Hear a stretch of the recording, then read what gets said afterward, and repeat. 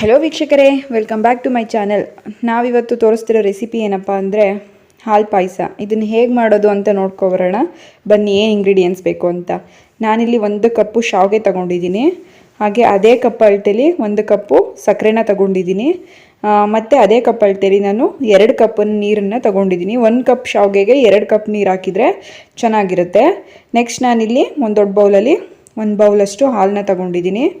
ಅದಾದ ನಂತರ ನಾನಿಲ್ಲಿ ಕಟ್ ಮಾಡಿ ಇಟ್ಕೊಂಡಿರೋ ಅಂಥ ಡ್ರೈ ಫ್ರೂಟ್ಸ್ ತೊಗೊಂಡಿದ್ದೀನಿ. ನಿಮ್ಮ ಹತ್ರ ಯಾವುದು ಡ್ರೈ ಫ್ರೂಟ್ಸ್ ಇರುತ್ತೋ ಅದನ್ನೇ ಹಾಕಿ.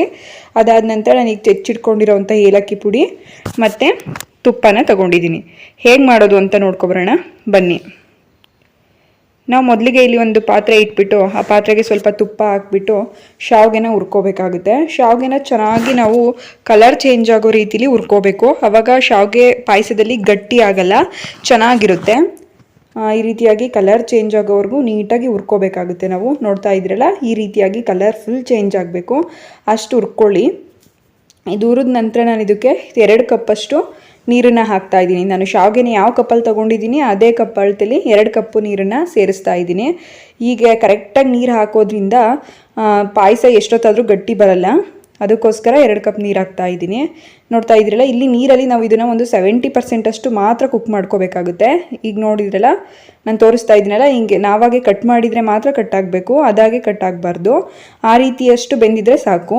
ನೆಕ್ಸ್ಟ್ ನಾನಿಲ್ಲಿ ಅದಕ್ಕೆ 1 ಕಪ್ಪಷ್ಟು ಹಾಲನ್ನ ಸೇರಿಸ್ತಾ ಇದ್ದೀನಿ. ಹಾಲನ್ನ ಸೇರಿಸ್ಬಿಟ್ಟು ನಾನು ಇದಕ್ಕೆ ಕೇಸರಿನ ಹಾಕ್ತಾ ಇದ್ದೀನಿ. ನಿಮ್ಮ ಹತ್ರ ಇದ್ದರೆ ಹಾಕಿ, ಇಲ್ಲ ಅಂದ್ರಿಲ್ಲ, ಅದು ಆಪ್ಷನಲ್ ಆಗಿರುತ್ತೆ. ನೆಕ್ಸ್ಟ್ ನಾವು ಇದನ್ನು ಹಾಲಲ್ಲಿ ಬೇಯಿಸ್ಕೋಬೇಕಾಗುತ್ತೆ.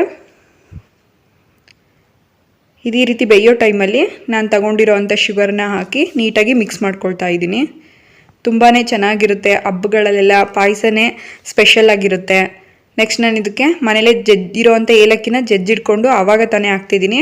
ಆ ರೀತಿಯಾಗಿ ಆವಾಗ ನಾವು ಜಜ್ಕೊಂಡು ಹಾಕೋದ್ರಿಂದ ಫ್ಲೇವರ್ ತುಂಬಾ ಚೆನ್ನಾಗಿರುತ್ತೆ. ನೆಕ್ಸ್ಟ್ ನಾನಿಲ್ಲಿ ಒಂದು ಒಗ್ಗರಣೆ ಬಾಣಲಿಗೆ ನಾವು ತಗೊಂಡಿರೋ ಅಂಥ ತುಪ್ಪ ಮತ್ತು ಡ್ರೈ ಫ್ರೂಟ್ಸ್ನ ಹಾಕಿ ಸ್ವಲ್ಪ ರೋಸ್ಟ್ ಮಾಡ್ಕೋತಾ ಇದ್ದೀನಿ. ನಿಮ್ಮ ಹತ್ರ ಯಾವ್ದು ಇರುತ್ತೋ ಅದನ್ನೇ ಯೂಸ್ ಮಾಡ್ಕೊಳ್ಳಿ.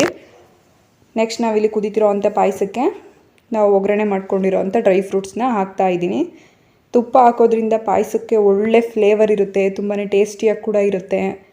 ಈ ರೀತಿಯಾಗಿ ಈಸಿಯಾಗಿ ಮಾಡ್ಕೊಳ್ಳಿ. ಇದೇ ಕನ್ಸಿಸ್ಟೆನ್ಸಿಲಿ ಮಾಡಿದರೆ ನೀವು ಎಷ್ಟೊತ್ತಿಟ್ಟಿದ್ರೂ ಪಾಯಸನೂ ಕೂಡ ಗಟ್ಟಿ ಆಗೋದಿಲ್ಲ, ಚೆನ್ನಾಗಿರುತ್ತೆ ತೆಳುವಾಗಿ. ನೋಡಿದ್ರಲ್ಲ, ಈ ರೆಸಿಪಿ ಇಷ್ಟ ಆಗಿದ್ದಲ್ಲಿ ಲೈಕ್, ಶೇರ್, ಕಮೆಂಟ್ ಮಾಡೋದನ್ನ ಮರಿಬೇಡಿ. Thank you for watching.